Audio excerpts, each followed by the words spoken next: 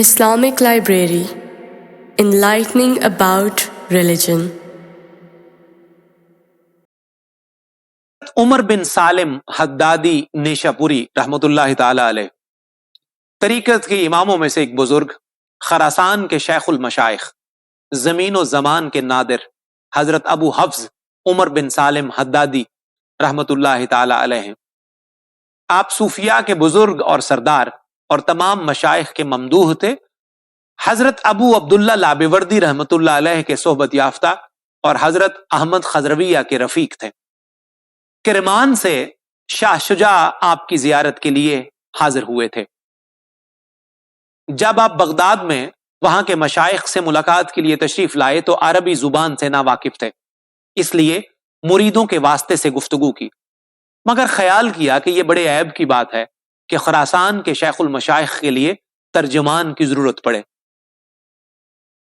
چنانچہ جب آپ مسجد شونیزیہ میں پہنچے تو بغداد کے تمام مشائخ کو ملاقات کی دعوت دی اور ان سے عربی میں فصیح گفتگو فرمائی، یہاں تک کہ تمام مشائخ آپ کی فصاحت پر ششدر رہ گئے۔ بغداد کے مشائخ نے آپ سے سوال کیا، جوامردی کیا ہے؟ آپ نے فرمایا بہتر یہ ہے کہ پہلے آپ میں سے کوئی صاحب الرائے اپنی رائے ظاہر کریں۔ چنانچہ حضرت جنید بغدادی رحمت اللہ علیہ نے فرمایا، میرے نزدیک جوامردی یہ ہے کہ جو عمل کیا جائے اسے نہ خود دیکھے اور نہ اس کو اپنی طرف منسوب کرے۔ اس پر حضرت ابو حفص رحمت اللہ علیہ نے فرمایا، شیخ نے نہایت عمدہ بات فرمائی ہے، لیکن میرے نزدیک جوامردی یہ ہے کہ خود تو دوسروں کے ساتھ انصاف کرنے میں کوتاہی نہ کرے، مگر دوسروں سے اپنے لیے انصاف کا مطالبہ نہ کرے۔ یہ سن کر حضرت جنید بغدادی رحمت اللہ علیہ نے فرمایا، اے میرے ہمراہیوں، اٹھو، یقیناً ابو حفص آدم اور ان کی اولاد پر بازی لے گئے ہیں۔ آپ کی ابتدائی توبہ کا واقعہ بڑا ہی عجیب ہے۔ عالم شباب میں ایک لونڈی پر آپ فریفتہ ہو گئے، ہر چند منانے کی تدبیریں کی، مگر کوئی تدبیر کارگر نہ ہوئی۔ لوگوں نے بتایا کہ نیشاپور میں ایک یہودی جادوگر رہتا ہے جو تمہارے کام کو آسان کر سکتا ہے۔ ابو حفص اس کے پاس پہنچے اور اس سے اپنا حال بیان کیا۔ یہودی نے کہا، اے ابو حفص، تمہیں 40 دن تک نماز چھوڑنی ہوگی۔ اس اثنا میں نہ تو زبان پر خدا کا نام لانا ہے اور نہ ہی نیکی کا کوئی کام کرنا ہے تاکہ تمہاری مراد جلدی بھرپور ہو سکے۔ حضرت ابو حفص رحمت اللہ علیہ نے یہودی کی یہ شرط مان لی اور 40 دن اسی طرح گزار دیے۔ یہودی نے اپنا جادو جاری رکھا پر اس کی مراد بر نہ آئی۔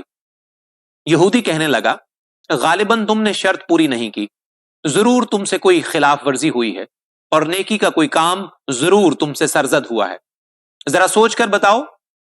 ابو حفص نے کہا، میں نے نیکی کا کوئی کام نہیں کیا اور نہ ظاہر و باطن میں کوئی عمل خیر کیا ہے۔ ہاں، ایک دن میں نے راستے میں پڑا ایک پتھر دیکھا تھا، اس خیال سے اسے پاؤں سے ہٹا دیا کہ کسی کو ٹھوکر نہ لگ جائے۔ اس پر یہودی کہنے لگا، افسوس ہے تم پر کہ تم نے 40 دن تک اس کے حکم کی نافرمانی کی اور اسے فراموش کیے رکھا، لیکن خدا نے تیرے ایک عمل کو بھی ضائع نہیں ہونے دیا۔ یہ سن کر حضرت ابو حفص رحمت اللہ علیہ نے صدق کے دل سے توبہ کی اور وہ یہودی بھی اسی وقت مسلمان ہو گیا۔ حضرت ابو حفص رحمت اللہ علیہ لوہار کا کام کرتے تھے۔ آپ جب واپس باورد پہنچے تو حضرت ابو عبداللہ باوردی رحمت اللہ علیہ سے ملاقات کی اور ان سے بیعت کی۔ جب نیشاپور واپس آئے تو ایک دن بازار میں ایک نابینا کو قرآن کریم کی تلاوت کرتے سنا۔ آپ اپنی دکان میں بیٹھے رہے اور تلاوت کلام مجید سنتے رہے۔ تلاوت کے دوران ان پر اتنی محویت اور وجد کی کیفیت طاری ہوئی کہ بے خودی میں بغیر کسی اوزار کے بھٹی سے گرم اور سرخ لوہا ہاتھ ڈال کر نکال لیا۔ شاگردوں نے استاد کی یہ محویت اور استغراق دیکھا تو ان کے ہوش اڑ گئے۔ جب آپ کا استغراق ختم ہوا تو اس پیشہ کو چھوڑ دیا، پھر کبھی دکان پر نہیں گئے۔ آپ فرماتے ہیں، میں نے ایک مرتبہ اپنے پیشے کو چھوڑ دیا، دوبارہ اسے اختیار کیا، لیکن پھر اس پیشے نے مجھے چھوڑ دیا۔ اس کے بعد میں کبھی ادھر متوجہ نہ ہوا۔ بندے کو جو چیز ہنر اور دستکاری سے حاصل ہو، اس کے کرنے سے بہتر ہے کہ اسے چھوڑ دیا جائے۔ کیونکہ تمام اکتسابات آفتوں کے محل ہیں. قابل قدر اور لائق اعتنا تو وہ چیز ہے جو غیب سے بلا تکلف آئے، اور جس جگہ بھی بندے کا دخل اور اختیار شامل ہوگا وہاں اس سے حقیقت کے لطائف زائل ہو جائیں گے. اس لیے بندہ پر کسی کام کے کرنے یا نہ کرنے کا از خود اختیار نہیں ہے، کیونکہ عطا اور زوال اللہ رب العزت کی طرف سے ہے اور اسی کی تقدیر ہے.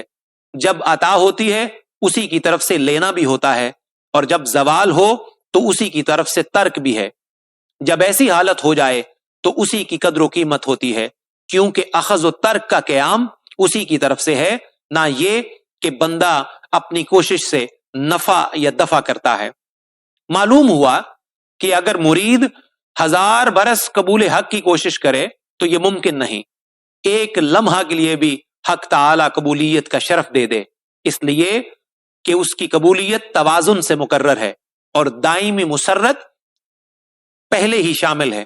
بندے کے لیے بجز خلوص کے کوئی راہ رکھی ہی نہیں گئی، اس لیے وہی بندہ صاحب عزت ہے جو عالم اسباب کی نسبت چھوڑ کر مسبب الاسباب سے لو لگائے رکھے.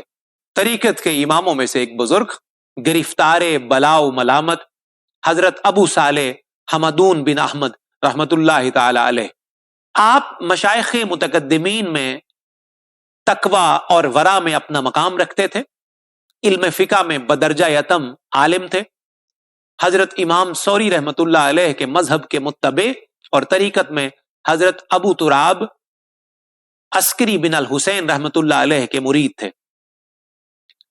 آپ علی نصر آبادی کے خاندان سے تھے. سلوک کے ہر معاملہ میں آپ کے اشارات اور مجاہدے کی تمام اقسام میں آپ کے اشارات موجود ہیں. چونکہ آپ کا علمی مرتبہ بہت بلند تھا، اس لیے نیشاپور کے تمام اکابرین آپ کے رشد و ہدایت کے منتظر رہتے، لیکن آپ سب کو یہی جواب دیتے کہ ابھی میرا دل دنیا اور حصول مرتبت سے خالی نہیں ہوا، اس حال میں میرا واز کرنا سود مند نہیں ہے، کیونکہ اس طرح میرا واز دلوں پر اثر انداز نہیں ہوگا. جو بات دلوں پر اثر نہ کرے اس میں علم کا استخفاف اور شریعت کا استہزاء ہوتا ہے. واز کرنا اس پر واجب ہے جس کی خاموشی دین میں خلل انداز نہ ہو، اور جب کچھ کہے تو خلل دور ہو جائے. علماء نے سوال کیا کہ ہمارے واز کے مقابلہ میں اسلاف کا واز کس درجہ سے دلوں پر زیادہ اثر انداز ہوتا تھا؟ آپ نے جواب ارشاد کیا، اس کی وجہ یہ ہے کہ اسلاف اسلام کی بہتری، لوگوں کی نجات اور اللہ تعالیٰ کی خوشنودی کے لیے واز کرتے تھے، اور ہم اپنی ذات کی عزت، دنیا اور مقبول خلائق ہونے کے لیے واز کرتے ہیں. لہٰذا جو شخص رضائے الہی کے لیے بات کرتا ہے اس کی زبان سے حق بات نکلتی ہے، اور اس میں دبدبہ و جلال ہوتا ہے کہ شر پسندوں کے دل بھی اس سے متاثر ہو جاتے ہیں. اور وہ شخص جو اپنی ذات کو سامنے رکھ کر بات کرتا ہے اس میں رسوائی اور ذلت کے سوا کچھ بھی نہیں ہے. ایسی باتوں سے لوگوں کو کوئی فائدہ نہیں پہنچتا، اس کے کہنے سے نہ کہنا ہی بہتر ہے، کیونکہ وہ حقانیت سے خالی بات ہوتی ہے.